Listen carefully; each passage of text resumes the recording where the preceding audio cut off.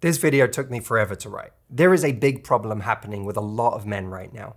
Most of us, including myself, did not see this problem coming. And even when we did not take it seriously enough. In this video, I am going to talk about what that problem is, how it is creating huge numbers of disillusioned, unhappy men, and a record number of single women. And I am going to finish by giving some practical tips for both men and women who are struggling to find love because of this problem. Let's start with a cultural moment many of us are sharing right now. The TV show Adolescence, currently airing on Netflix. I, like so many other people, took 4 straight hours of my life to binge watch this show that everybody is talking about. Don't worry, there won't be any spoilers here, but the show revolves around the story of 13-year-old Jamie Miller, a young boy whose life takes an unexpected turn after a tragic event involving a classmate. Over 4 episodes, the series explores themes of adolescence, societal pressures, and the impact of online cultures. At the time of making this video, this show has been watched by over 70 million viewers, more than the population of France. That's not just because it's an incredibly made show with exceptional acting, which it is, it's also because it struck at the heart of something that has been bubbling under the surface for a long time. The issue of what's happening to men in society. If you don't know me, my name is Matthew Hussey. I am a coach, a speaker, a writer, the author of the book Love Life, and I have this YouTube channel that helps people with mental health, relationships, and their confidence. If you haven't subscribed to the channel, be sure to do that. Don't forget to like the video and hit the notification bell so that you don't miss future videos. One of the most disconcerting themes in the show Adolescence is its focus on the influence red pill culture has had on teenage boys. I recently spoke with a friend of mine back in England who said that the show has got parents' heads spinning as they rapidly try to play catch up with what their kids have been consuming online and how it may be affecting their views towards women, which, if you've seen the show, is actually a mirror of the experience of the parents in the show. If you're wondering what red pill means yourself, or you've heard it floating around the internet in debates around masculinity, dating, or even politics, the term comes from The Matrix, where taking the red pill means waking up to a harsh, uncomfortable truth instead of staying in a comforting illusion. In the modern world, red pill culture has become a philosophy around men who believe society has lied to them about women, relationships, and male identity. Basically, the idea is that men are often taught to be overly agreeable, emotionally vulnerable, or self-sacrificing in ways that actually hurt them in dating and in life. In reality, the red pill community argues, 80% of women want to be with the top 20% of men, who are in that top 20% because of their looks, status, confidence, and money. The remaining 80% of men are often overlooked, friend-zoned, or not seen as attractive partners, especially in the age of online dating and social media, where comparison is constant and perceived options are endless. Some aspects of this philosophy, at least ostensibly, focus on helping men build confidence, set boundaries, and stop being people pleasers, while other parts have veered into anger, resentment, and broad generalizations about women, promoting a kind of us versus them mentality that quickly becomes excessively toxic. So when people say they've taken the red pill, it's possible they mean that they're waking up to the fact that they need to improve their life, but it's also highly likely they've started to see women and relationships through a deeply cynical lens. While red pill culture raises real issues like loneliness, rejection, and the pain of feeling unseen among men, too often it answers those issues with hostility instead of healing. For the purposes of this video, I'm less interested in what's happening to highly impressionable teenage boys and more interested in the adult culture that is influencing them in the first place. The insecurity, bitterness, and disillusionment seen in the barely teen boys in the show is echoed in what's going on with an ever-growing number of adult men in the world today. Here are some scary recent stats about men.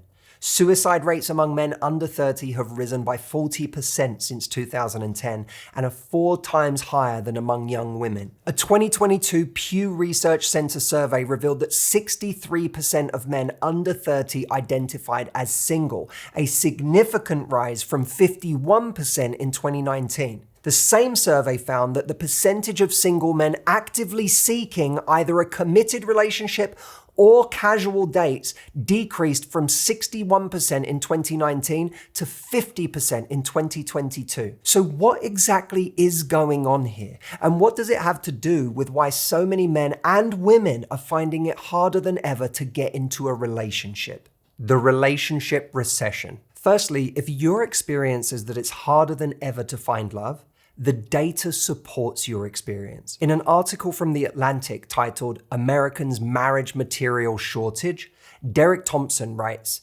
"American adults are significantly less likely to be married or to live with a partner than they used to be. The national marriage rate is hovering near its all-time low, while the share of women under 65 who aren't living with a partner has grown steadily since the 1980s. The past decade seems to be the only period since at least the 1970s when women under 35 were more likely to live with their parents than with a spouse." This is also reflected in the data on birth rates in recent years. John Byrne Murdoch wrote in the Financial Times, "In the US between 1960 and 1980, the average number of children born to a woman halved from almost 4 to 2, even as the share of women in married couples edged only modestly lower. There was still plenty of couples in happy, stable relationships. They were just electing to have smaller families. But in recent years, most of the fall is not coming from the decisions made by couples, but from a marked fall in the number of couples. Had US rates of marriage and cohabitation remained constant over the past decade, America's total fertility rate would be higher today than it was then. The central demographic story of modern times is not just the declining rates of childbearing, but rising rates of singledom, a much more fundamental shift in the nature of modern societies. So basically, what all of this is saying is that it used to be the case that birth rates were falling because less people were deciding to have kids. But now they're falling because there are just way less couples. Way more people are single. So if birth rates are declining because there are way less couples, why are there way less couples? Lyman Stone, a researcher at the Institute of Family Studies, suggests it is because young men are falling behind economically, and men's odds of being in a relationship today are still highly correlated with their income. Stone said, "Women do not typically invest in long-term relationships with men who have nothing to contribute economically." So the theory goes like this.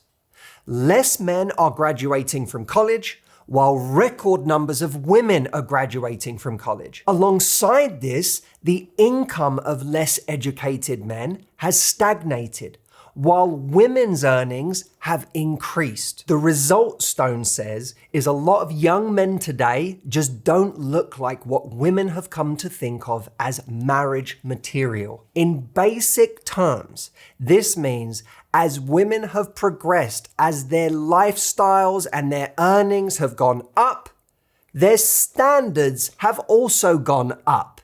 They've become choosier. Damn you, female empowerment. An enormous amount of this, unless you are someone who believes in the subjugation of women and having them be forced to be reliant on men, is a good thing. Do we actually want to go back to a time when it was enough that a man having a job and not being violent gave him bragging rights as a good husband? What are you talking about? I put food on the table. I never laid an hand on you.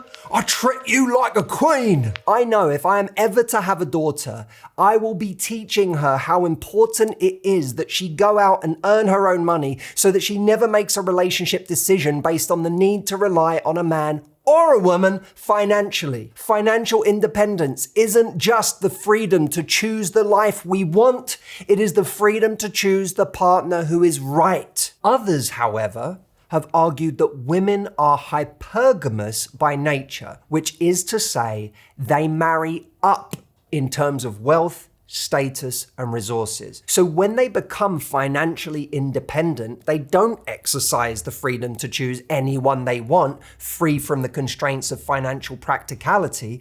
Instead, they now have an even higher bar than before. Find someone with an even bigger paycheck and even more resources than I have. Well, let's just assume this is true for a minute, and that the data is correct.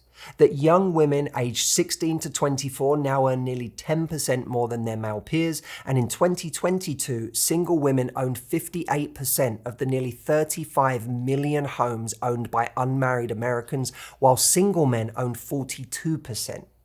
Then you do the maths. What that means essentially is that there are way less men than ever before who are deemed marriage material. As Scott Galloway put it, how many of us have said, I know a ton of great single women, they just can't find a date. That's not true, he said. They can't find a date that they find economically and emotionally viable. Many men are also quick to point out what feels like a brand new double standard.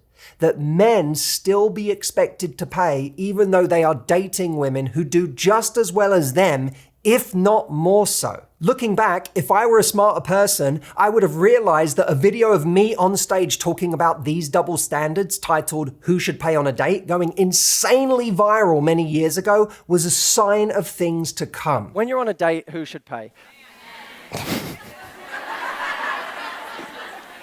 I know. I mean, that's what I told them. You know, I'm sorry. But I would say, I'm dating. We're dating. But here's the gentleman here.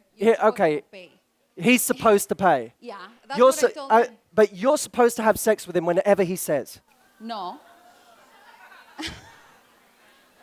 Whenever Walt where does this double standard come from?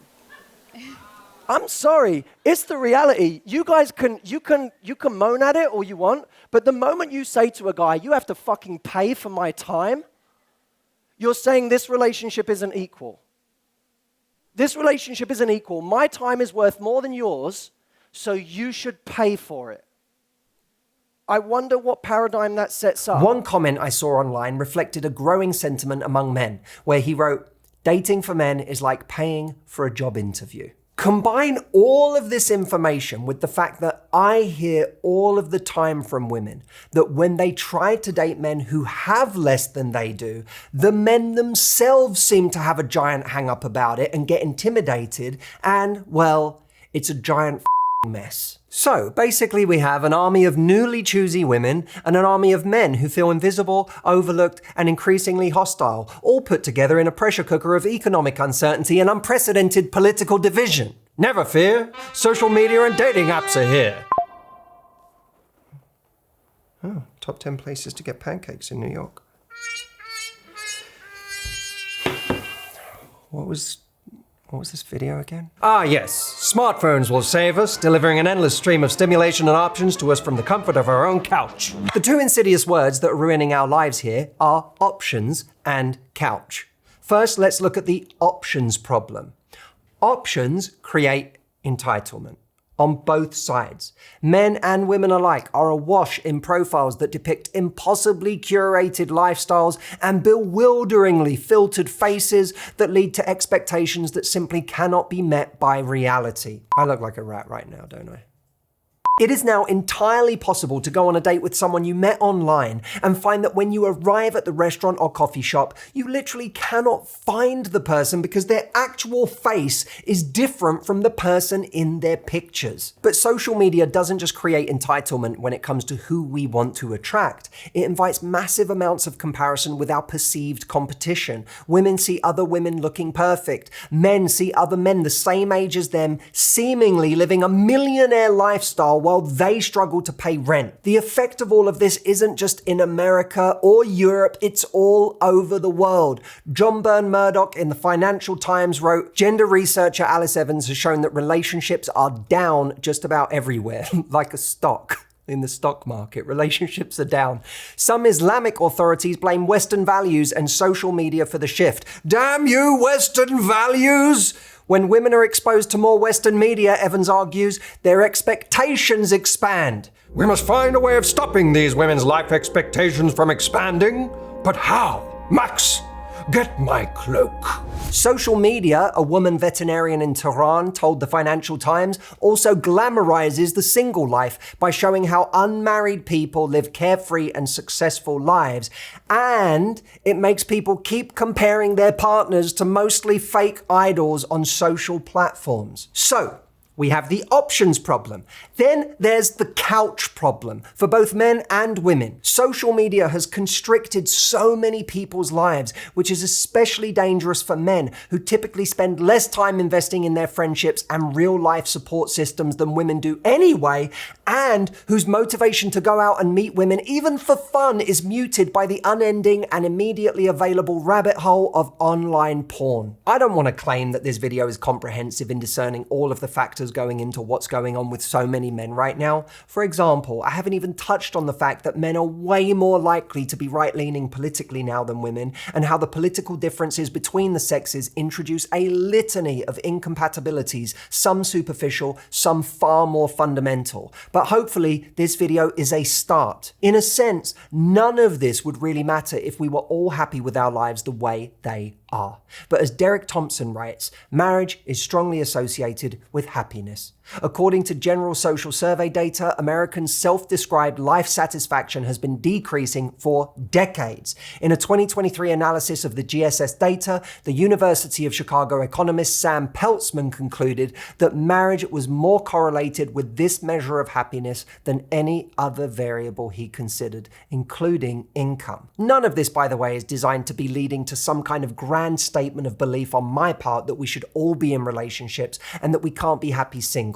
I don't believe either of those two things, and I wrote a chapter in my book, Love Life, Happy Enough, for that reason, because I believe it is entirely possible to be happy enough to live a great life without a relationship. But the fact remains that many people deep down truly want companionship and either feel that it is not available to them, have given up, or are letting their superficial preferences get in the way of them experiencing an amazing relationship. So, for the people who want a relationship, whether they will say it out loud or not, what is the answer to these deep and complicated challenges? This is probably the subject of a whole other video because this one is already way too long, and some of the solutions are macro, like Scott Galloway's suggestion to invest more in the middle class to help men who are falling behind. But I am not in government, and my impact is always the most powerful, in my opinion, when I'm helping people work with how life really is, not how we'd like it to be.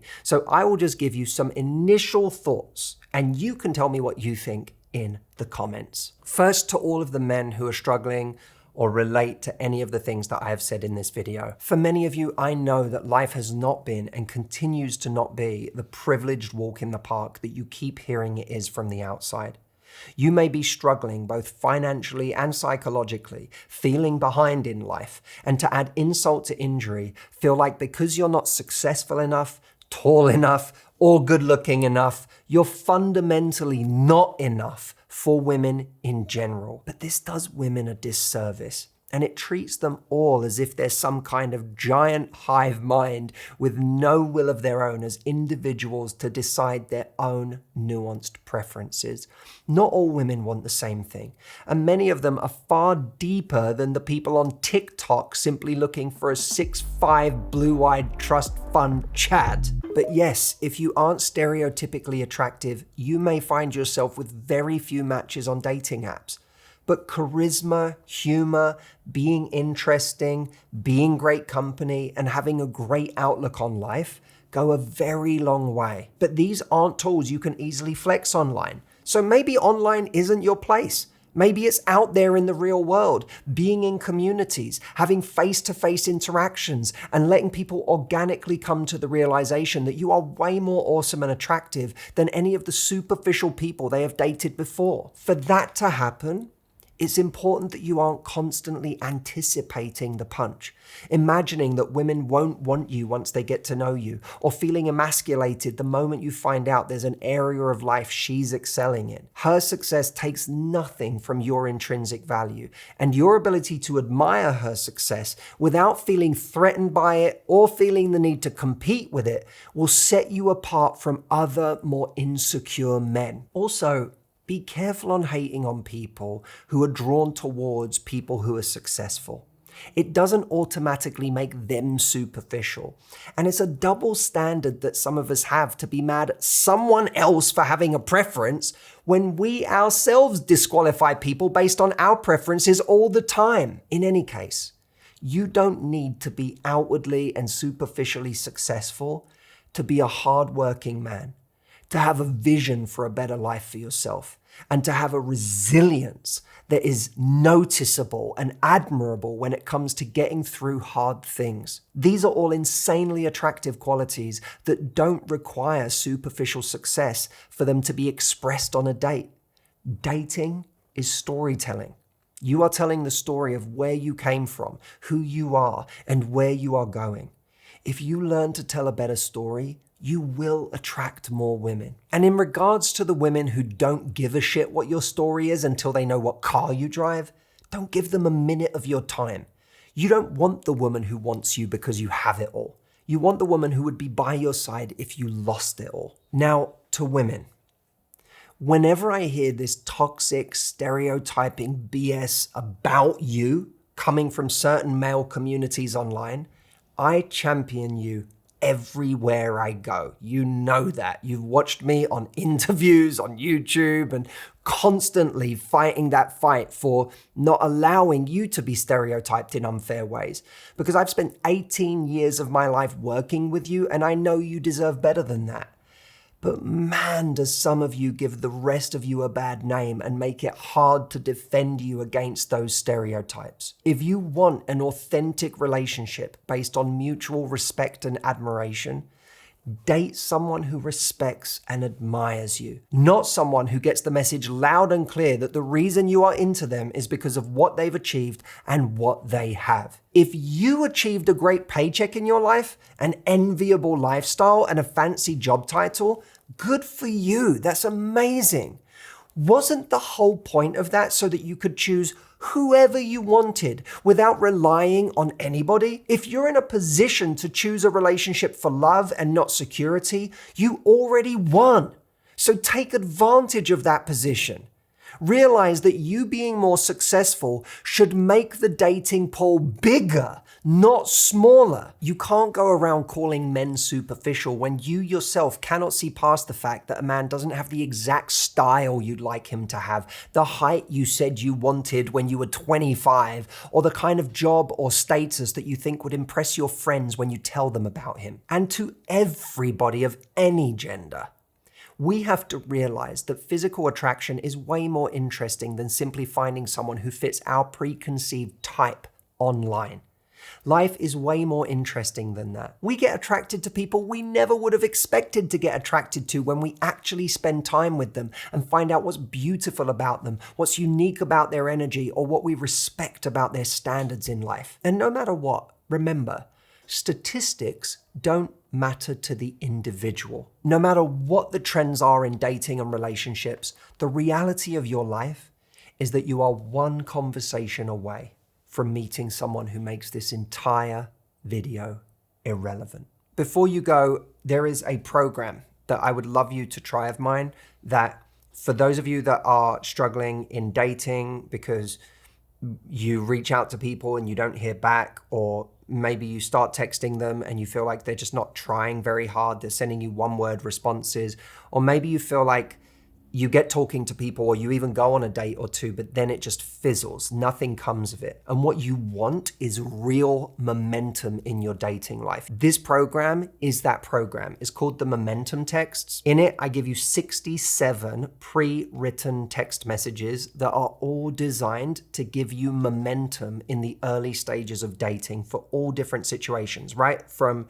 the minute you start talking to someone in that first message to after a first date to when you're well on your way to having a relationship and looking for commitment. And of course, you can make them your own. It's not that you have to send them word for word, but they're things that I have created that you can play with as ideas, and They're really valuable. The program is $7, which is basically the price of a coffee these days.